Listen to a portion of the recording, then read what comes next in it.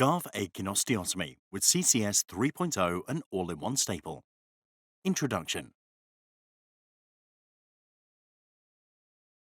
Today we are presenting a case of performing a scarf and Akin osteotomy with soft tissue correction for a painful hallux valgus deformity. Indications. This procedure is performed for painful hallux valgus with either a prominent medial eminence or pain in the great toe and is usually due to attrition of the soft tissues. Anatomical landmarks and approach. I always start this case by marking out the anatomy required for making the incisions and applying the soft tissue correction. For this reason, I always feel it's beneficial to place an index finger and a thumb and palpate the base and the dorsum of the first metatarsal shaft. In between, I place some dots to mark out the axis of the metatarsal shaft. I do exactly the same for the proximal phalanx as well. And that way, I know that my incision is going to be in the midline of these structures. I then join a line going across from these structures to mark out the extent of my incision.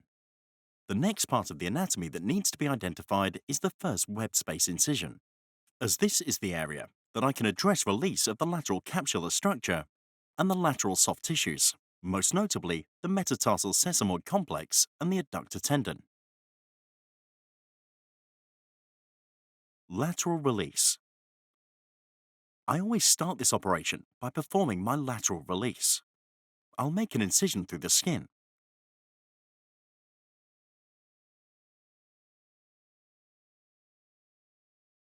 I perform blunt dissection.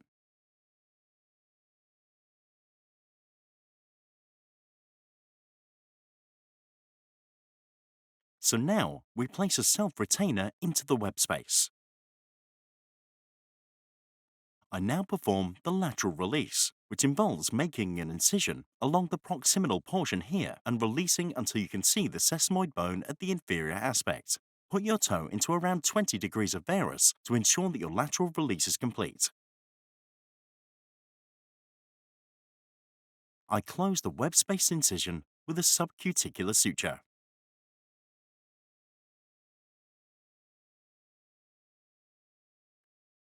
Approach to first ray. We start by making a skin incision in line with the predetermined mark that we made at the beginning of this procedure. Keep an eye out for the dorsomedial branch of the superficial perineal nerve supplying the great toe, which is shown here. Laterogenic injury to this structure can lead to dysesthesia and painful neuroma formation. Next, we will continue our dissection down to the metatarsal shaft. Staying on bone and having mobilized the sensory branch to the great toe, we come through the medial capsule to the great toe. For the purposes of illustration, we have extended the dissection to the proximal phalanx to show the metatarsophalangeal joint.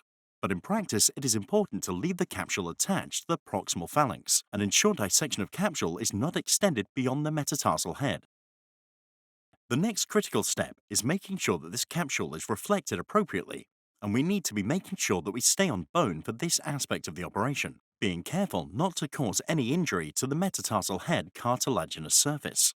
As part of this dissection, it's very important to preserve the plantar-medial and dorsolateral aspects of the capsule to the metatarsal head, as this is where the metatarsal head has its blood supply originating from. The next thing I do is make sure that my assistant has placed the retractors above and below the metatarsal head, protecting the EHL and FHL tendons, which runs beneath. I have now removed the painful medial eminence, but in order to stop this condition from occurring again in the future, we need to alter the biomechanics of the first metatarsal shaft by performing a scarf osteotomy. Therefore, we need to identify two main points, the first being roughly 5 mm below the distal tip of the metatarsal head. The second is more proximal and inferior along the shaft, which means the osteotomy is slightly oblique. Bear in mind that the greater the correction required, the longer the transverse limb of the scarf osteotomy that is required.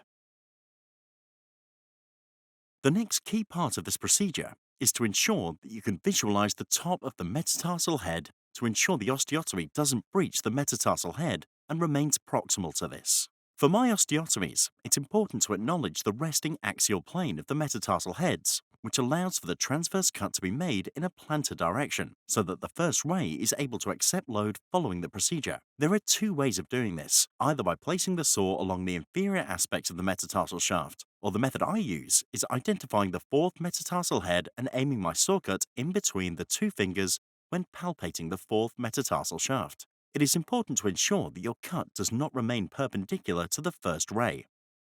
I am now going to perform the osteotomy cut for the transverse limb of the scarf osteotomy.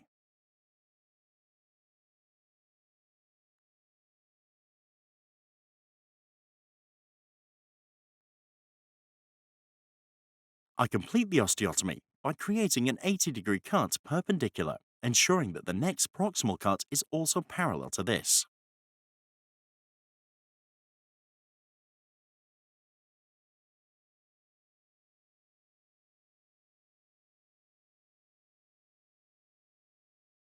If you think that there are any aspects of osteotomy that are still intact, a Lambert's osteotome can be placed across the osteotomy site just to gently free up this area. The most common sites of incomplete cuts are the corners of the osteotomy. The principal aim of this operation is to lateralize the metatarsal head in relation to the metatarsal shaft with the cuts you've just made. In order to do this, we need to mobilize the plantar fragment in relation to the dorsal fragment in a lateral direction, i.e. moving this metatarsal head in a lateral direction. As you can see, there's been some mobilization at the osteotomy site, which means that this has been a good cut, and we now need to translate the two fragments. This can be done by hand or by using a pointed clamp to pull the dorsal fragment medially. I normally perform this with a pointed clamp. CCS Screw Application. We now use the 1.1mm K-wire with the K-wire guide to place two K-wires from dorsal to plantar aspect. It's important not to place the K-wire too distal on the dorsal fragments, as this can cause a stress riser when applying the screw.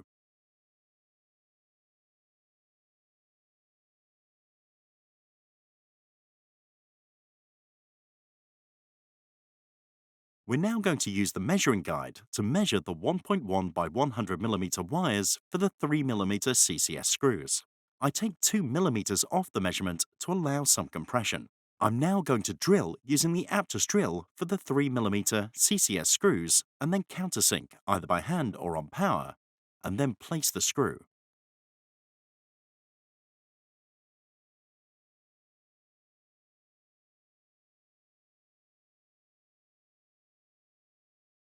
I use a partially threaded screw, which gives me about 1mm compression to ensure a stable fixation.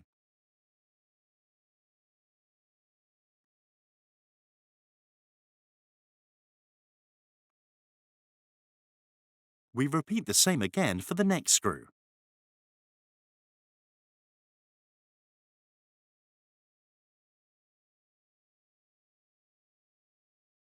The two screws have been seated here, and the clip can be removed. The stability of the osteotomy site can be checked to ensure good, adequate fixation. Scarf animation. Here we summarize the most important steps of the scarf osteotomy. First, we remove the bunion on the medial side of the metatarsal. Second, we start with the horizontal cut, followed by the distal cut, and then proximal. Both vertical cuts should be parallel.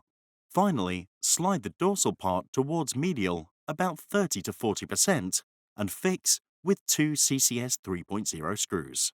Final X-ray scarf osteotomy.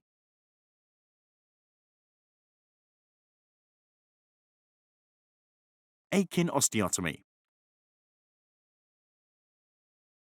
Next, we're going to move on to the Akin Osteotomy, which involves ensuring you identify the joint. Extra dissection has been carried out to display the joint, but in practice, it is important to ensure the capsule is preserved on the base of the proximal phalanx. I move distally to ensure that the soft tissues on the top and the bottom of the proximal phalanx are removed, and the EHL and the FHL tendons are protected with my Hohmann retractors. I then proceed to perform my Akin osteotomy with the saw. The key components of the Akin osteotomy are ensuring that only a slice of bone that is the same thickness as the saw blade itself is excised, and the medial hinge is kept intact to lever the correction for the Akin osteotomy. Now that I have completed the osteotomy, I ask my assistant to close the osteotomy side to hold it in a corrected closed position. Akin staple application. Next, we're going to use the Medartis all-in-one staple. This all comes in one package and can be broken apart into key components. The staple itself, which is held and maintained on the applicator along with two guide wires, can be separated from the guide. And finally, the guide itself, which has two holes to allow the wires to go through. I now apply the first guide wire, then take our guide and place it over the first wire.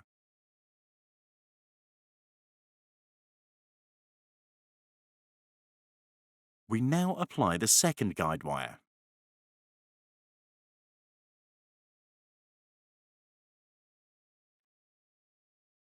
Then we remove the K-wires and guide, and the staple is applied into the guide holes and gently tamped with a mallet.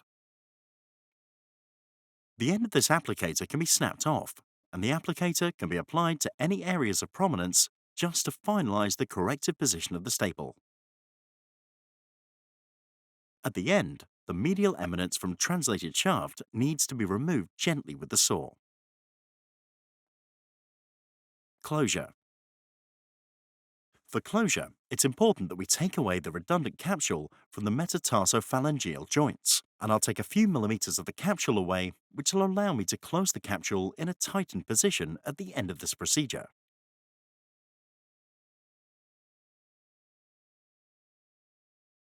I also place a swab in between the first and second toe to realign and maintain my corrected position while closing the capsule and the supplementary layers on top of this. Here is the final position of the corrected toe in a straight position, with a wound closure with 3.0 monocryl absorbable suture to finalize.